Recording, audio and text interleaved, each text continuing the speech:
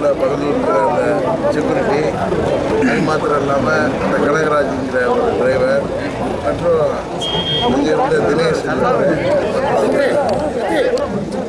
அதில் குற்றச்சாட்டப்பட்டவருடைய மனைவி குழந்தைகளாக இருந்து 5 பேர் இருந்திருக்காங்க. அவங்க மரணம் சம்பந்தமாக அது எந்த ஒரு டிபார்ட்மெண்ட், அது நம்ம ஸ்டேட் போலீஸாக இருந்தாலும் சரி, சிபிஐ இருந்தாலும் சரி, அது நமது சென்னை உயர்நீதிமன்றத்தோடைய கண்காணிப்பில் அதை விசாரிக்கப்பட்டால்தான். ஏன்னா பழனிசாமி மேலே முதலமைச்சர் மேலே ஒரு குற்றச்சாட்டை வைக்கிறாங்க. அதில் சும்மா போய் அவங்களெல்லாம் கைது பண்ணி மிரட்டுறதை விட்டுட்டு நியாயமான விசாரணைக்கு முதலமைச்சர் வழிவிடணும். எந்த ஒரு அமைப்பு விசாரித்தாலும் திரும்ப திரும்ப சொல்கிறேன், அது உயர்நீதிமன்ற மூத்த நீதிபதி மூலம் அதை தொடர்ந்து கண்காணிப்பில் செய்தால்தான் உண்மை வெளிவரும். வேற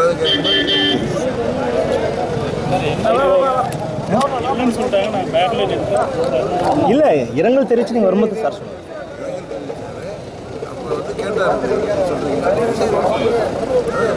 நீங்க எடுக்கலையா? ஆமாம் சார், நாங்கள் இல்லைன்னு சொன்னதுனால பேக்கில் வரும்போது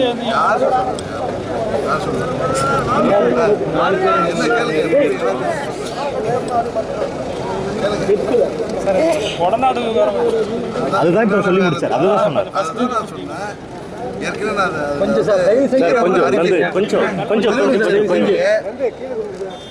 அவர் மேலேயே குற்றச்சாட்டு எழுப்புறாங்க. 5 பேர் மரணம்ங்கிறது கொலையோ அப்படிங்கிற ஒரு சந்தேகம் இன்றைக்கு மக்களுக்கு எல்லாருக்குமே இருக்கு. அது யதார்த்தமாக நடந்ததுன்னு அவங்க சொல்கிறாங்க. இல்லை காவல்துறை என்ன சொல்லுதுன்னு தெரியல.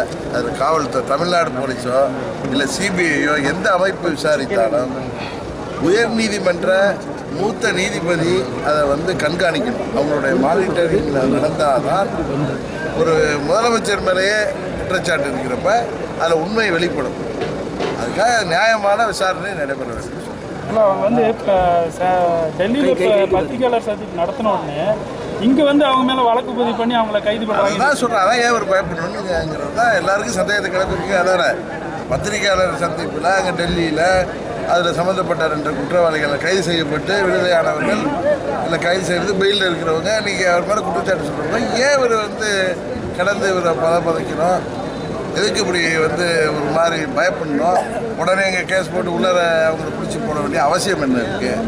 அதனால தான் சொல்கிறேன், இது நம்ம முதலமைச்சர் மேலேயே குற்றச்சாட்டு வர்றப்ப அதை தமிழ்நாடு காவல்துறையோ இல்லை சிபிஐயோ இல்லை எந்த அமைப்பு விசாரித்தாலும் உயர்நீதிமன்ற மூத்த நீதிபதியுடைய நேரடி கண்காணிப்பில் அது நடந்தால்தான் உண்மை வெளிப்படும்.